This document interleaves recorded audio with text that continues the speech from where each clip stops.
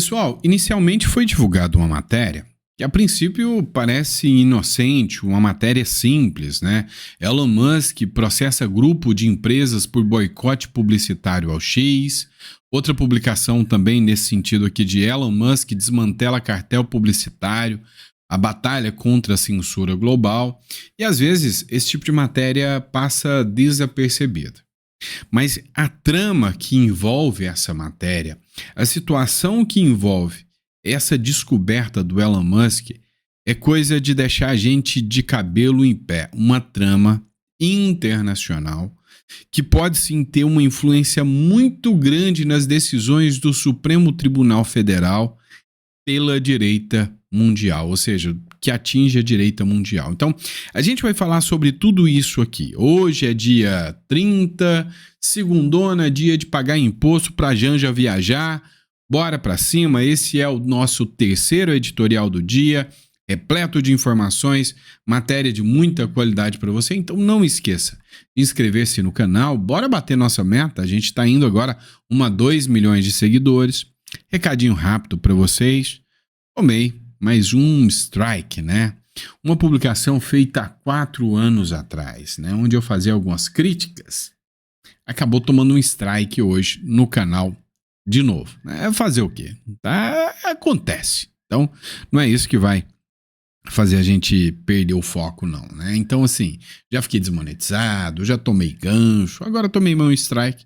Espero que eu consiga reverter mais uma vez, como eu sempre consegui das outras vezes, tá bom? Então, hoje tá repleto de informação, a introdução foi mais para falar dessa matéria em específico que realmente vai te deixar de cabelo em pé. E aí, tem uma matéria que eu quero tratar com vocês também sobre três nomes para o Senado. E aí, uma análise bem interessante sobre esses nomes também, tá certo? Hoje vai ser menos matéria com mais profundidade. Fechou? Vai pra cima? Inscreva-se no canal, curta, compartilha. Se você acha que a situação do Brasil tá complicada, se você acha que isso aqui tá perdendo rumo, o Uruguai é uma opção para você. Então, entra aqui em contato, agende uma consulta conosco para saber sobre residência uruguaia, como funciona, tá? Tem um custo de R$100 a consulta, agenda a sua consulta aqui, sabe? Se você acha que aqui já está chegando a um nível alarmante, isso aqui pode ser muito útil para você, tá bom? Bora para cima? Informação chegando. Vamos lá, eu preciso explicar para vocês alguns pontos da nossa matéria, tá? O primeiro é esse aqui. Matéria do SBT News, não tem nenhuma matéria que a gente não cite a fonte para vocês, tá? Elon Musk processa grupo de empresas por boicote publicitário ao antigo Twitter. Quando você lê essa matéria, que é uma matéria ingênua, né? Empresas estão fazendo boicote ao Twitter, questão de empresa, econômica, tá tudo bem. Tudo light, tudo relax, então tá bom, né? Será que é isso mesmo? Calma que o negócio não é bem assim, é bem mais complicado do que você possa imaginar, não tenho dúvidas disso, tá? As empresas pararam de anunciar na plataforma em 2022, alegando que a flexibilidade das regras após a aquisição do bilionário impediu novos negócios, né? A rede social X, antigo Twitter, entrou com ação nos Estados Unidos nessa terça-feira, tá? Isso aqui foi no dia 7 de agosto de 2024, contra um grupo de empresas que supostamente boicotou a plataforma, deixando de fazer anúncios publicitários a partir de 2022, quando o bilionário Elon Musk comprou a rede social. Então, quando você olha assim, você fala, não, isso aqui é uma matéria normal, simples, não tem nada a ver com um plano de uma nova ordem para desmantelar a direita no mundo, né? Então, você errou bonito, tá? Tem sim, o plano é grave e você precisa entender um pouco mais. Tem uma outra matéria aqui que já diz assim, Pátria e Defesa, tá? Elon Musk desmantela um cartel publicitário. A batalha contra a censura global, né? Documentos internos obtidos pela Daily Wire Então presta atenção nesses nomes, There You Are. Em investigação do Congresso dos Estados Unidos, e aí nós já estamos falando de Congresso norte-americano, diz que a Global Alliance for Responsible Media, que é a GARM, é uma iniciativa da World Federation of Adversaries, diz que colaborou com governos estrangeiros para censurar conteúdos no Twitter, agora o X, após sua aquisição por Elon Musk em outubro de 2022. Então vem cá. Quando você olha essa matéria aqui, você fala, o Musk processou empresas.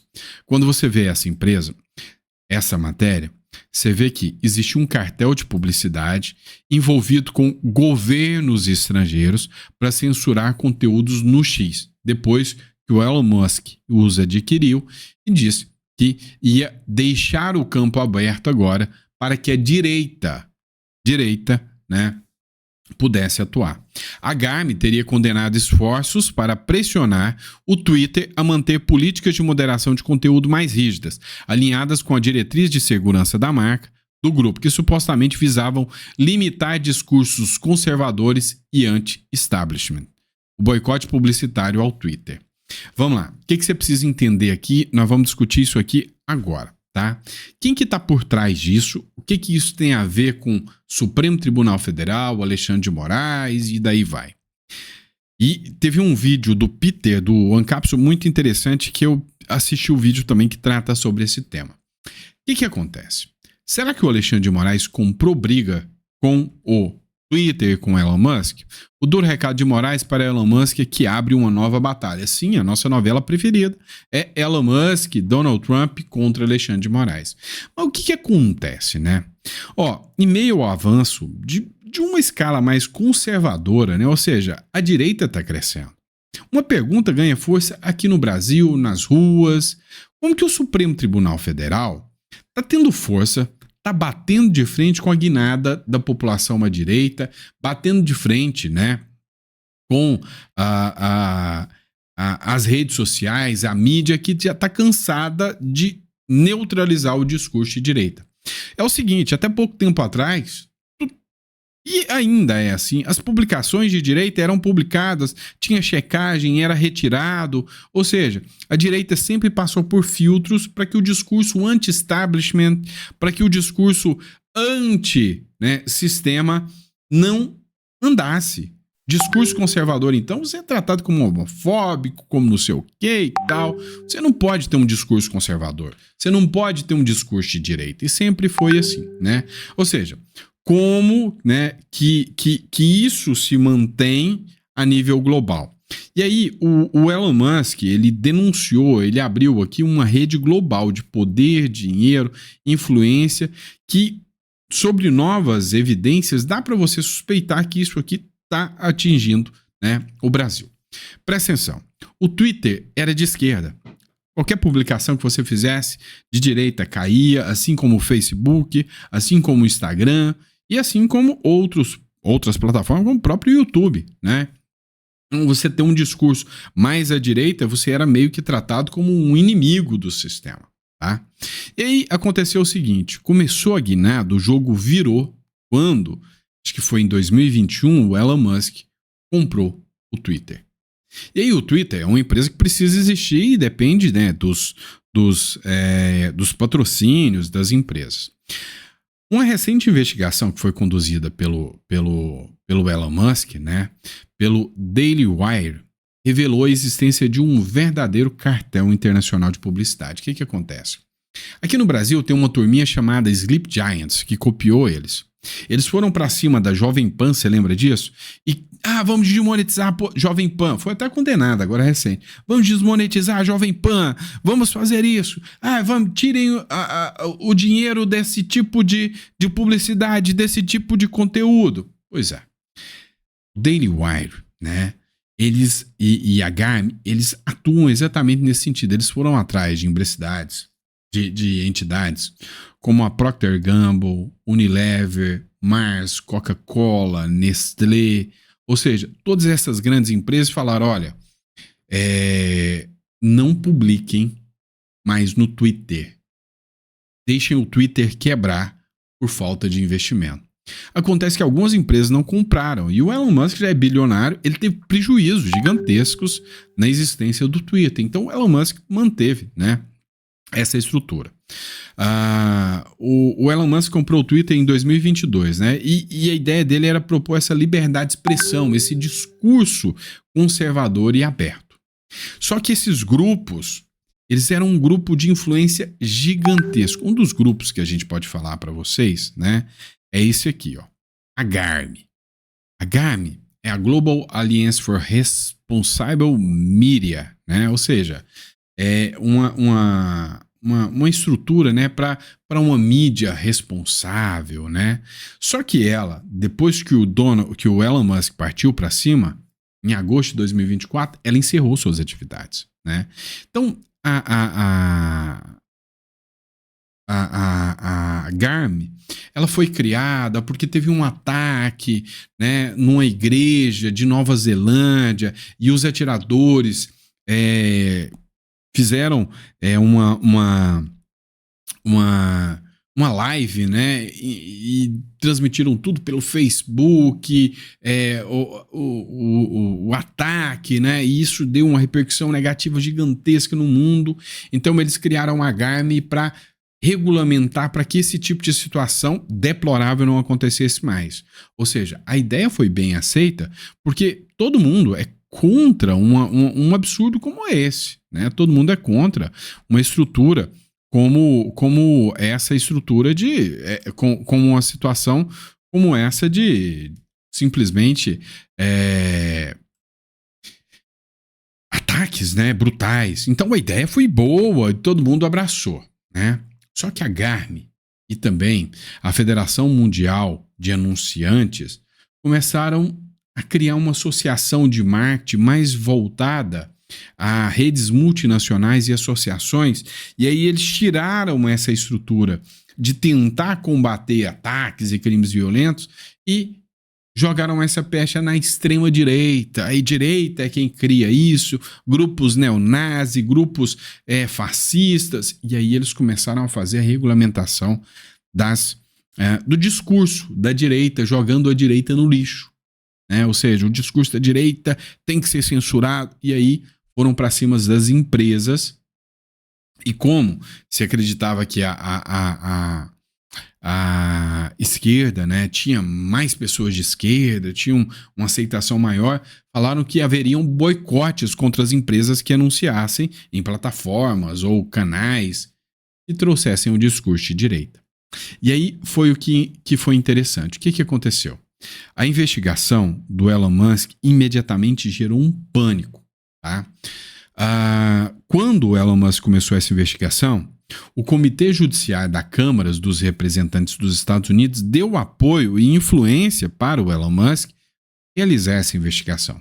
A GARM foi desmantelada, essas empresas foram desmanteladas e agora no governo Donald Trump eles todos estão sendo investigados, né? A própria entidade que financiava o GARM, que era a WFA, também já anunciou, né, que vai reduzir o seu trabalho, ou seja, estão desmantelando essas empresas que trazem essa censura, né? Aí a grande coisa é, e o Brasil? O que o Brasil tem a ver com isso? Ainda que o nome do Brasil não apareceu diretamente nesses documentos, a conexão sobre tudo isso está saltando aos olhos. Por quê? O modus operandi que acontece na Europa, e lembra que eu te falei, essa regulamentação das redes sociais está acontecendo no Brasil, ela é na contramão de todas as democracias, a forma está vindo pelo judiciário, porque lá fora, por exemplo, na Alemanha, acabou de ser aprovado, né? É a mesma regulamentação, mas é pelo Congresso. E aqui no Brasil, o Congresso truncou. Ou seja, esses países dominados pela esquerda, todos estão aprovando. Só que aqui o Lula é o único de esquerda, mas que não tem moral nada. Zero. Ruim demais. Todo mundo detesta o Lula aqui. Então ele não tem moral de banda nenhuma. E o Congresso foi contra. E aqui no Brasil é o único lugar onde o Supremo Tribunal, o Judiciário, teve que assumir as rédeas para implementar essa censura. Então, esses países dominados pela esquerda, todos eles estão controlando e criando um mecanismo global de controle de censura. E o STF teve que assumir as rédeas porque o legislativo aqui não está fazendo. Então o Elon Musk, ao realizar isso, né, essa investigação, ele meio que mostrou isso, meio que a hora da verdade se aproxima. Olha um trecho aqui de uma publicação que eu vi aqui, né, em um perfil americano. Conclusão: a hora da verdade se aproxima. Com o processo judicial em andamento nos Estados Unidos, a queda do GARM e o avanço das investigações parlamentares americanas, as engrenagens dessa estrutura global começam a ranger. O Elon Musk já venceu a primeira batalha. O Donald Trump se volta tá na presidência, né? E promete ampliar a guerra contra a censura. Agora a grande questão resta saber se, depois de todas essas provas, depois de todos esses documentos que mostram que há um plano global de manter a direita fora do poder, se o Elon Musk vai conseguir convencer o Donald Trump a tomar medidas mais sérias e severas quanto a isso. Hoje o povo brasileiro segue de olhos bem abertos, né? Entendendo muito bem qual foi o plano, qual foi o sistema, né? Como que a censura está sendo implementada no Brasil. Muitas pessoas estão falando que o Brasil está sendo atropelado. O investidor no Japão, que é um perfil, ele publicou isso aqui, ó. Argentina, El Salvador,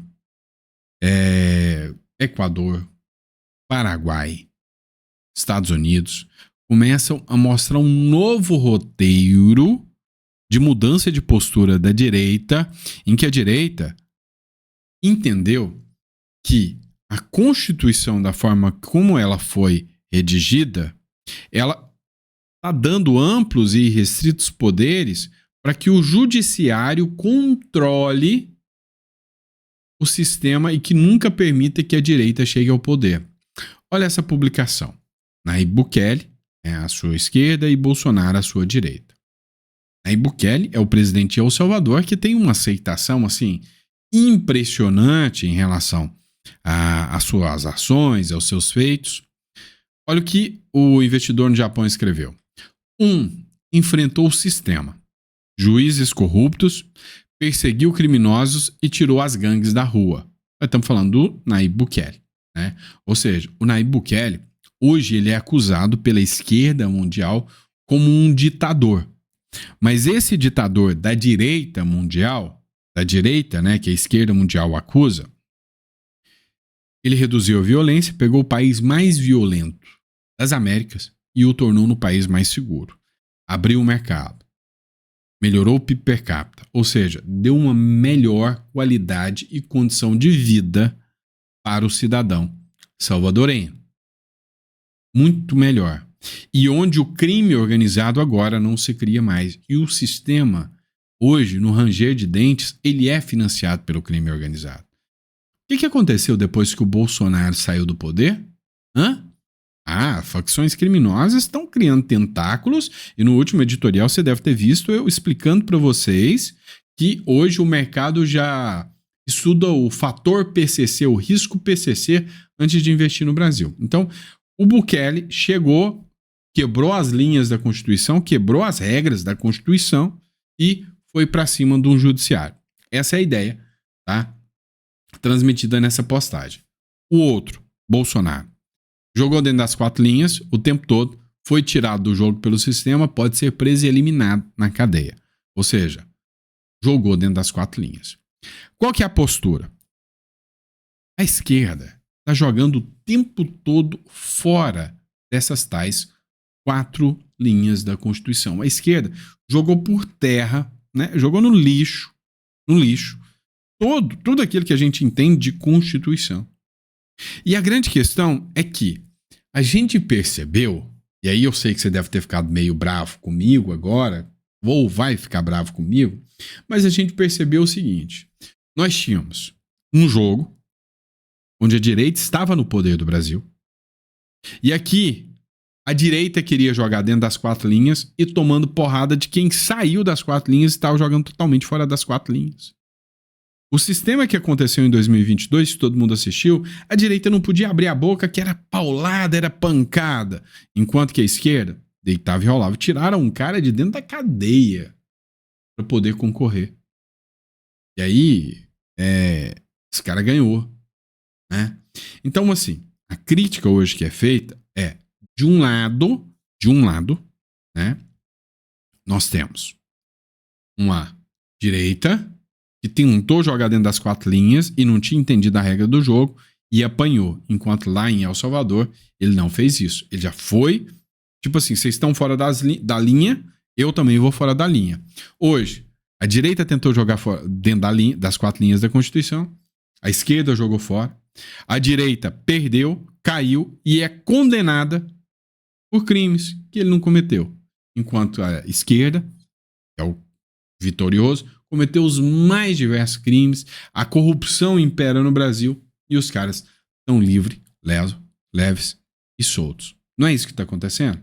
Ou seja, como diria o Olavo de Carvalho, ou você os prende pelos crimes que eles cometeram, ou eles prendem você pelos crimes que você não cometeu. Então, enquanto não apareceu um Bukele no Brasil, nada feito. E aí é onde vai entrar esse ponto aqui. Essas figuras, esses perfis, teriam esse perfil de entrar dentro do Senado? Porque aqui, ó, o presidente não manda em nada. A gente viu que é o Congresso hoje que banca essa parafernália toda com o seu acovardamento ou com o medo de mudar regras da Constituição, né?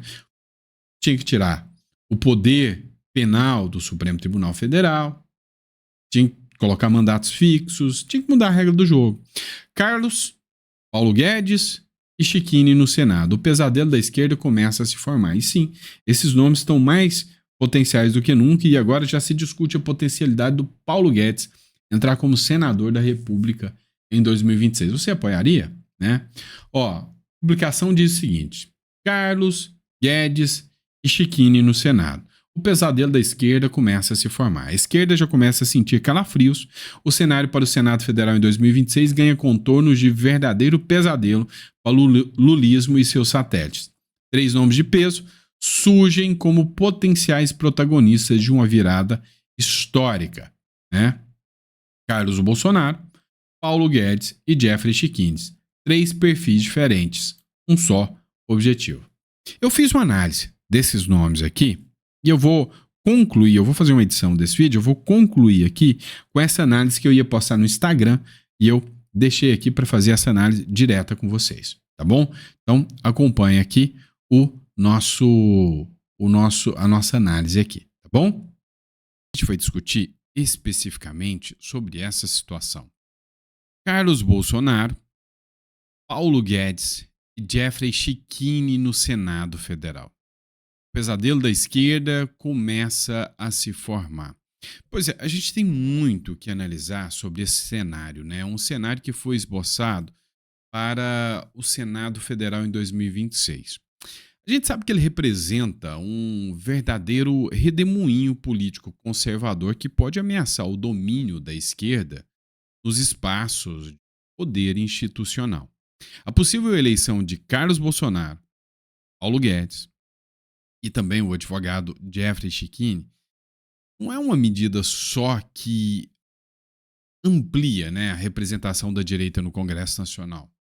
Ela também, de certa forma, ela estabelece trincheiras estratégicas dentro dos 3 maiores colégios eleitorais do Brasil. Ou seja, 3 estados cruciais e a direita precisa estar lá e com mais força. Eu estou falando de Santa Catarina, eu estou falando de Minas Gerais e, é óbvio, estou falando do Paraná. A gente vai analisar em profundidade os impactos potenciais dessa composição, ou seja, esses nomes juntos, estruturados, trabalhando em prol da direita, seriam algo importante? Pois é, eu vou começar a análise com cada um deles. O primeiro deles vai ser o Carlos Bolsonaro, o artífice digital e combativo eleitoral da base, né, bolsonarista. Santa Catarina tem sido um bastião do bolsonarismo, com forte rejeição, inclusive ao próprio petismo. A candidatura do Carlos Bolsonaro por lá representa uma espécie de consolidação dessa hegemonia. Ele tem um papel político forte. Carlos é conhecido por sua atuação nos bastidores, a comunicação do governo Bolsonaro, que aconteceu durante a gestão Bolsonaro. E aí a gente não pode esquecer também, e não pode deixar de lado, que ele é também um dos mais agressivos opositores à esquerda nos dias atuais. Ele é um nome forte contra a esquerda. O seu ingresso no Senado significaria, de certa forma, uma presença bem ideológica, inflexível contra o que ele considera, abre aspas, um autoritarismo togado, né? Uma luta contra o, uma luta contra o Supremo Tribunal Federal e o autoritarismo que vem do Supremo Tribunal Federal. A eleição do Carlos Bolsonaro, ela tem um efeito simbólico. Ele representa a ala mais ideológica, combativa da direita. Pode, lógico, reenergizar uma militância mais jovem e digitalmente engajada. Hoje, as pessoas com mais idade, por óbvio, estão do lado do Bolsonaro, mas tem mais experiência, sabe mais da vida. Mas o Carlos Bolsonaro pode trazer uma militância mais jovem. Já o Paulo Guedes, o liberal com munição técnica e capital intelectual. O cara é bom. O Guedes não apenas representa a direita econômica, né? Todo mundo está com saudade do Paulo Guedes. Ele carrega consigo uma autoridade de quem tentou implementar uma revolução liberal no país.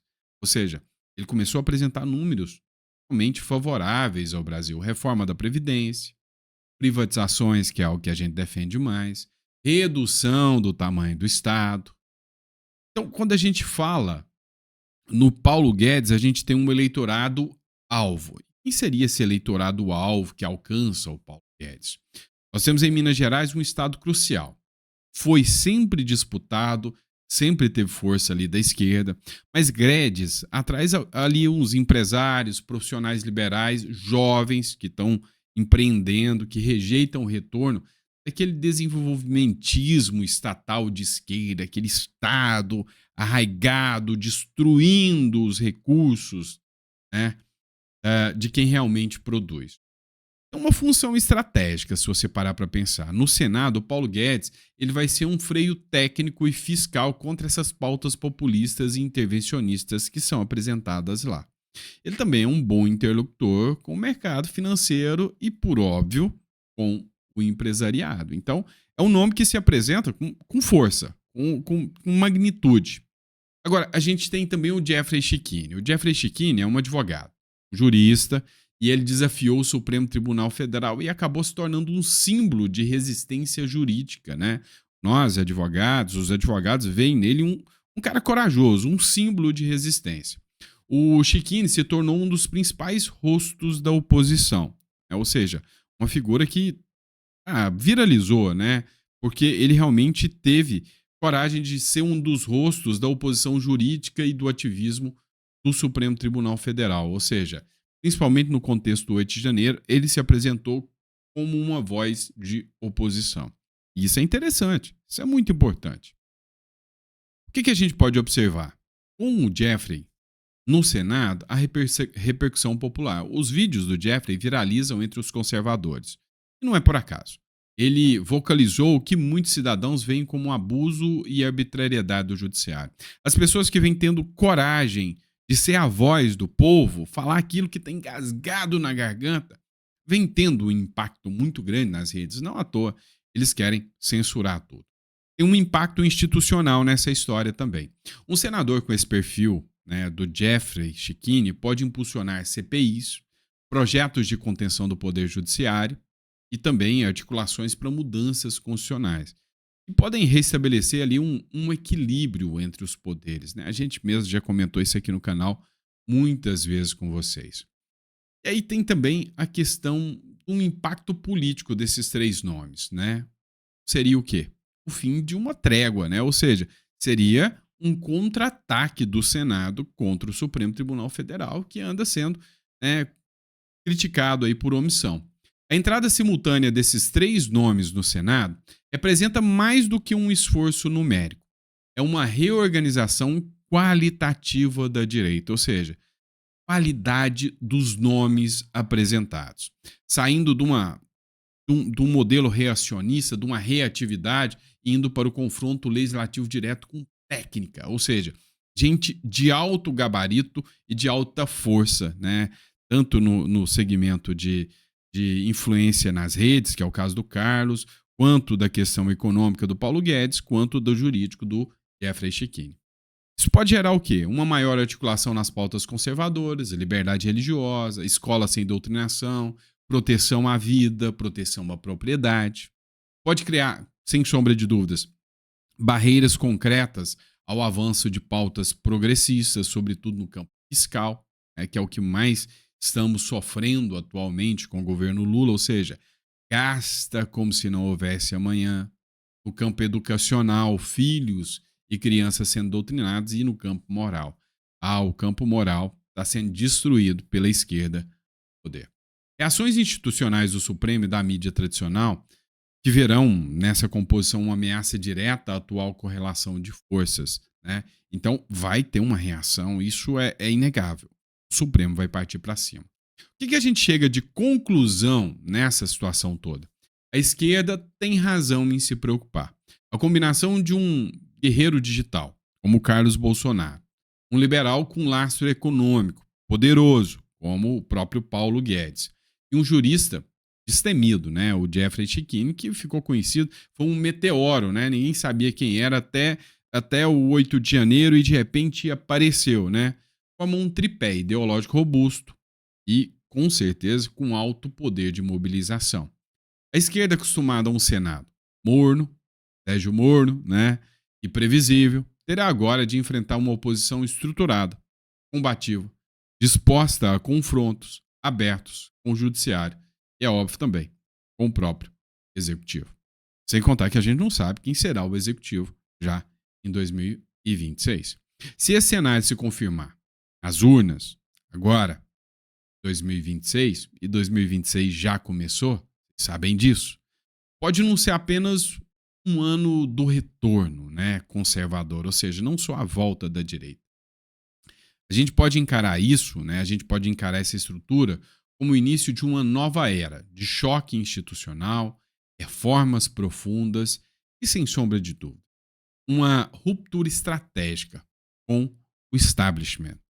Ou seja, é algo que vai mudar, né, sem sombra de dúvidas, a estrutura da política brasileira. E aí, depois de tudo isso que eu falei, né, foi quase um discurso aqui, né, narrei demais para vocês, a pergunta que fica é: e aí, topa Carlos Bolsonaro, Paulo Guedes e Jeffrey Checchini no Senado para representar o brasileiro? Aí depende do que você acha. Diz aí para mim. Pois é, pessoal. E é isso. Espero que vocês tenham gostado do conteúdo. Muito obrigado pela sua confiança, pela sua credibilidade. A gente volta daqui a pouco, às 7 horas, com mais conteúdo para vocês. Um grande abraço.